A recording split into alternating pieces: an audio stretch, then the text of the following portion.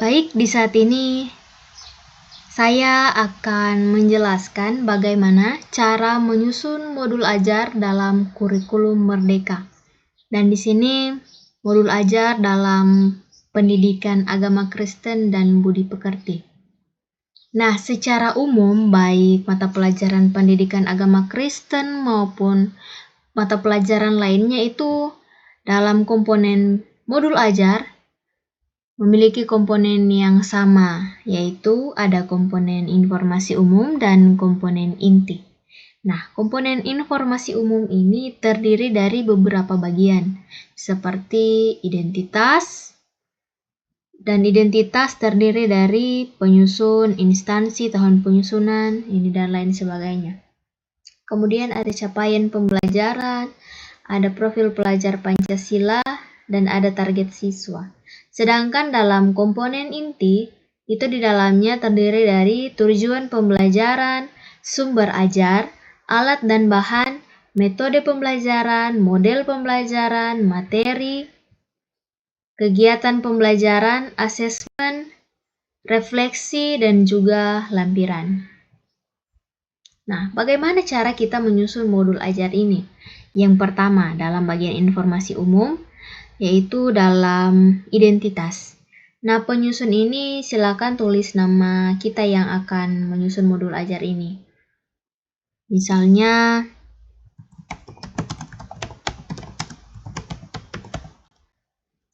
buat Bapak Ibu Guru mungkin bisa ditambahkan dengan gelar.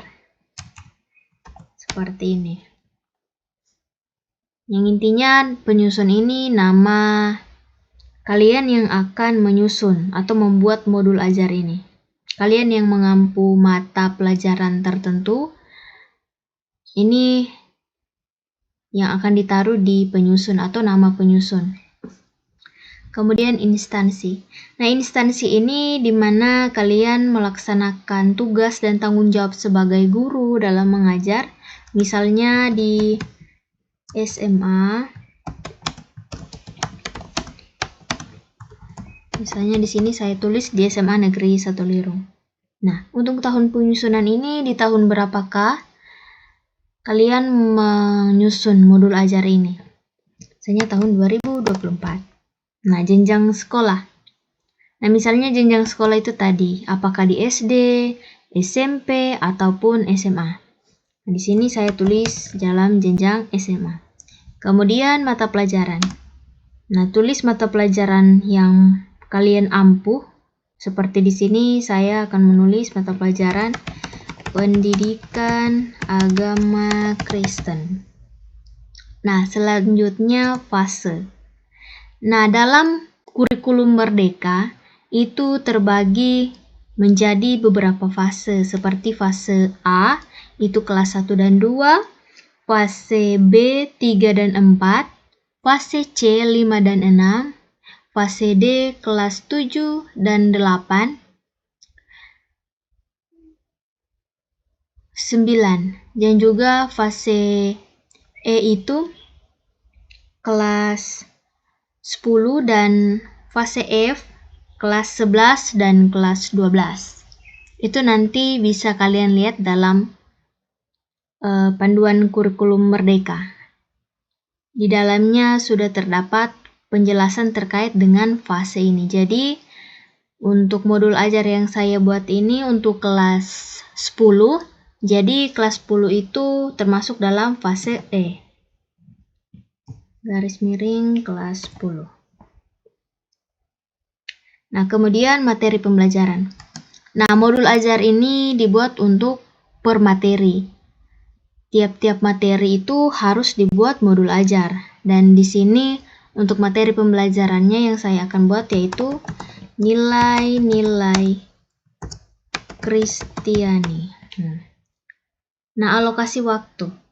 Nah, alokasi waktu ini dihitung berapa jam pertemuan. Misalnya apakah di dalam satu kali pertemuan itu 2 jam pertemuan ataupun 1 jam. Itu bisa ditentukan dari sekolah masing-masing.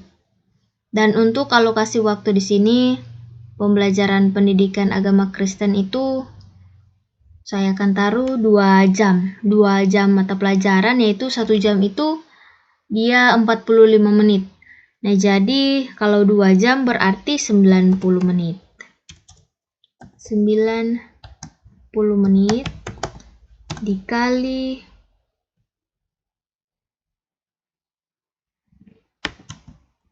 1 pertemuan. Nah, seperti ini. Kemudian kita masuk dalam capaian pembelajaran. Nah, capaian pembelajaran ini kalau dalam buku terbaru, buku Merdeka Belajar itu di dalam sudah mencantumkan capaian pembelajaran. Nah, nanti tinggal kalian mengikuti saja di situ. Nah, misalnya capaian pembelajaran dalam materi ini yang ada di buku yaitu memahami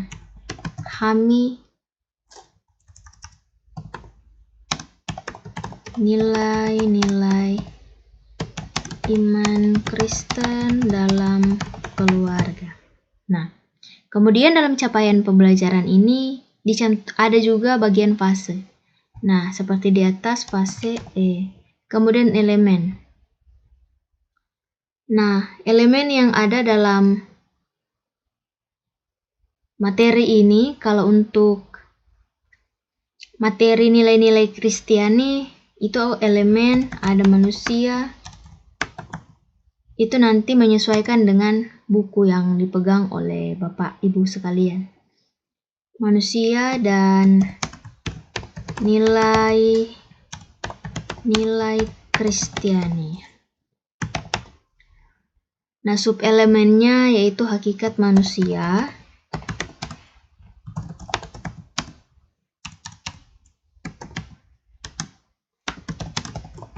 dan nilai Kristiani. Nah, seperti ini. Kemudian dalam bagian capaian pembelajaran, dia ada capaian pembelajaran per tahun. Nah, capaian apa yang ingin dicapai dalam mata pelajaran tersebut selama 1 tahun pembelajaran. Di sini untuk materi ini selama 1 tahun, capaian pembelajarannya yaitu ada menganalisis ciri-ciri pribadi yang bertumbuh menjadi dewasa, dan yang kedua meneladani Yesus dalam mewujudkan kesetiaan kasih keadilan dalam kehidupan. Nah, sekali lagi, untuk capaian pembelajaran ini disesuaikan dengan materi yang diampu atau materi yang akan diajarkan kepada peserta didik. Selanjutnya, profil pelajar Pancasila. Nah, dalam profil pelajar Pancasila ini ada 6 bagian utama, yaitu ada beriman, bertakwa kepada Tuhan Yang Maha Esa, berkebinekaan global, bergotong royong, kreatif, bernalar kritis, dan mandiri. Nah, dalam modul ajar, dalam materi itu harus bisa di dalamnya mencantumkan entah itu 1 atau 2 dari profil pelajar Pancasila ini. Tinggal menyesuaikan saja dengan materi yang ada untuk bisa menggunakan profil pelajar Pancasila. Ya, jadi itulah yang membedakan profil pelajar Pancasila, membedakan modul ajar dengan RPP. Karena kalau dalam modul ajar itu di dalamnya ada profil pelajar Pancasila. Nah, dari setiap materi, profil pelajar Pancasila itu harus dimuat 1 atau 2 poin, entah ini beriman atau berkebinekaan global, itu menyesuaikan dengan materi. Untuk materi ini, profil pelajar Pancasilanya yang diambil yaitu ini, pelajar menjadi pribadi yang berintegritas. Nah, jadi yang diambil di sini yaitu tentang berintegritas, yang mewujudkan perilaku dan perkataan sesuai dengan ajaran Alkitab, yakni menampilkan tindakan yang berdasarkan nilai-nilai keadilan, kejujuran, dan kesetiaan.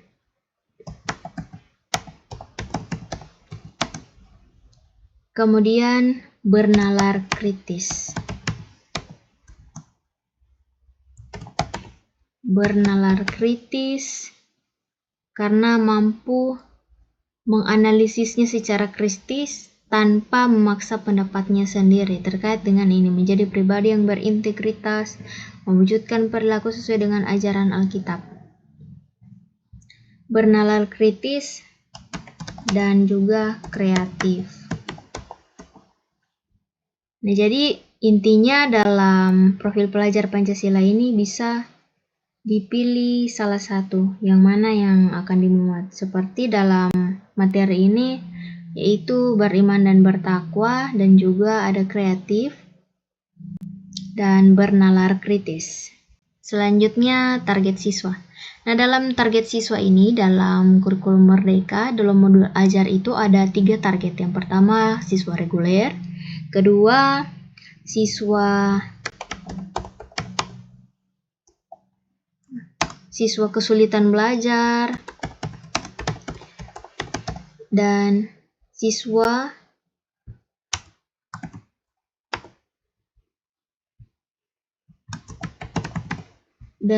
pencapaian tinggi.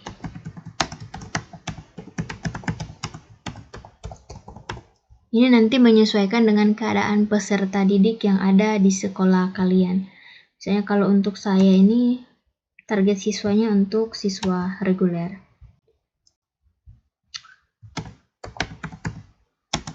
Nah, kemudian masuk dalam komponen inti. Nah, tujuan pembelajaran sama seperti capaian pembelajaran tadi sudah ada di dalam buku. Sudah dalam buku pegangan.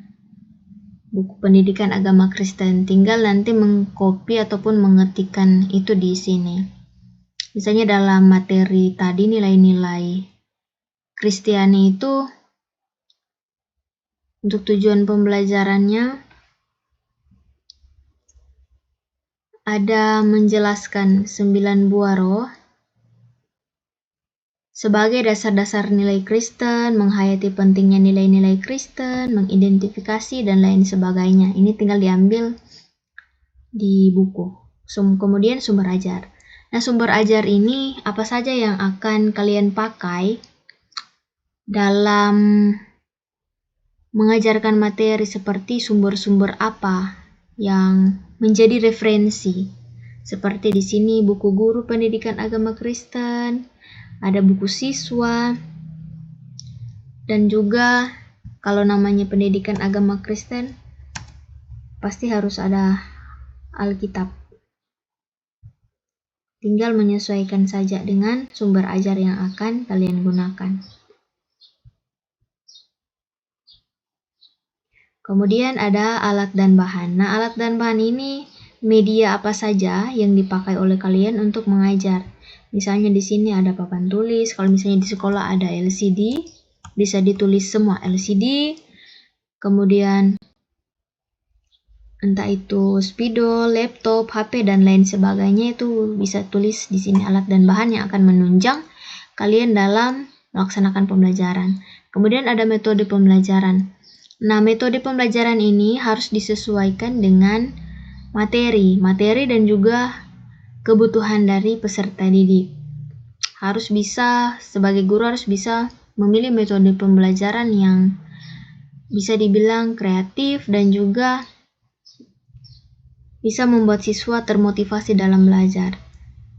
Misalnya dalam mata pelajaran ini, metode pembelajaran yaitu bisa digunakan bercerita ataupun tanya jawab dan observasi. Ini bisa dipilih salah satu dari sini, dari metode pembelajaran yang akan digunakan. Kemudian model pembelajaran. Nah, untuk model pembelajaran ini harus disesuaikan juga dengan kebutuhan peserta didik dan juga dengan materi yang akan diajarkan. Harus juga untuk metode dan model ini selaras. Kayak bercerita ataupun tanya jawab, itu harus disesuaikan model pembelajarannya. Kemudian materi. Nah, materi ini bisa juga dicantumkan bagian-bagian inti atau garis-garis besarnya. Misalnya dalam kasih itu terdapat materi, menjelaskan tentang apa, itu bisa dijelaskan secara inti, tidak perlu secara keseluruhan. Hanya bagian intinya saja. Kemudian dalam kegiatan pembelajaran. Dalam kegiatan pembelajaran ini terbagi menjadi 3. Ada kegiatan pembuka, kegiatan inti, dan kegiatan penutup. Nah, dalam kegiatan pembuka ini apa saja yang akan kalian lakukan dalam membuka kegiatan? Misalnya, pertama itu guru menyapa peserta didik, itu harus ditulis di kegiatan pembelajaran. Guru menyapa peserta didik, ataupun mengisi daftar hadir, dan juga hal-hal yang lain yang akan kalian lakukan dalam kegiatan pembuka ini. Nah, kemudian misalnya berdoa, guru memilih salah seorang siswa untuk berdoa, gitu. Kemudian dalam kegiatan inti. Nah, dalam kegiatan inti ini, guru sudah mulai menjelaskan tentang materi. Entah kalau untuk pendidikan agama Kristen itu, pertama guru bisa mengajak peserta didik untuk menyanyi sebuah lagu yang sesuai dengan materi yang diajarkan. Misalnya kalau untuk materi nilai-nilai Kristiani ini, guru akan mengajak peserta didik untuk menyanyi Kasih Pasti Lemah Lembut.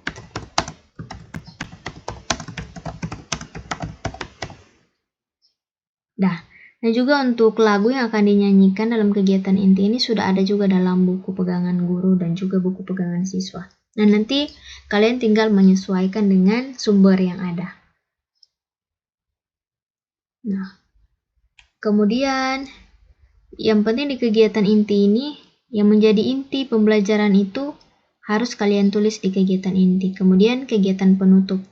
Nah, apa yang akan kalian lakukan dalam kegiatan penutup? Nah, biasanya dalam baik kegiatan pembuka, kegiatan inti maupun kegiatan penutup, kalian harus menentukan berapa lama kegiatan pembuka, kegiatan inti, dan kegiatan penutup ini disesuaikan dengan jam pelajaran. Misalnya kegiatan pembuka 15 menit. Kegiatan inti itu biasa 60 menit. 60 menit. Dan kegiatan penutup kita taruh saja 15 menit. Nah, jadi masing-masing kegiatan ini kita harus mencantumkan waktunya. Kemudian dalam kegiatan penutup ini bisa juga ditulis apakah ada evaluasi dan juga doa penutup. Kemudian bagian asesmen. Nah, dalam asesmen ini ada asesmen penilaian sikap spiritual, penilaian sikap sosial, penilaian pengetahuan, dan penilaian keterampilan. Untuk menentukan asesmen ini bisa kalian sesuaikan dengan materi yang ada, apa yang ingin dicapai, apa yang ingin kalian nilai dalam sikap spiritual dalam materi ini.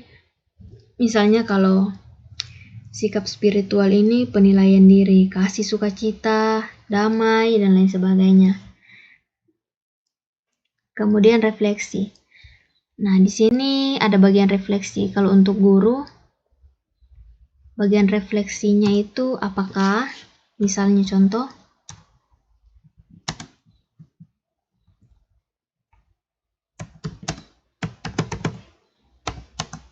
apakah tujuan pembelajaran tercapai dalam materi ini? Kemudian untuk siswa,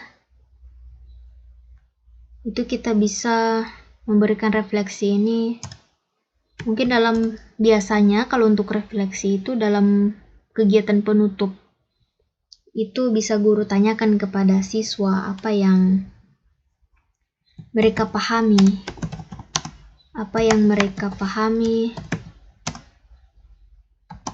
dari materi yang sudah dibahas.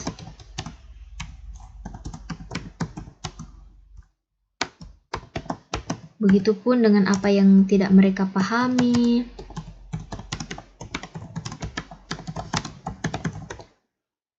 Dan lain sebagainya. Kemudian di sini ada bagian lampiran. Lampiran ini bisa ditulis entah itu daftar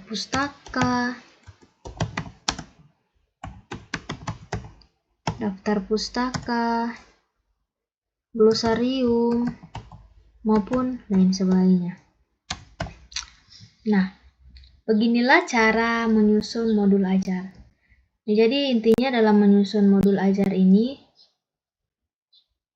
harus disesuaikan dengan materi apa yang akan diajarkan. Baik itu dari capaian, profil pelajar Pancasila, dan lain sebagainya. Ini harus sesuai dengan materi, sesuai dengan kebutuhan peserta didik. Agar supaya apa yang guru rancangkan ini bisa mencapai tujuan pembelajaran. Agar supaya kegiatan pembelajaran itu bisa terarah dan bisa terlaksana dengan baik. Nah, demikian semoga tutorial terkait dengan menyusun modul ajar dalam mata pelajaran Pendidikan Agama Kristen dan Budi Pekerti ini bisa membantu teman-teman semua dalam membuat modul ajar. Terima kasih. Sampai berjumpa di channel selanjutnya.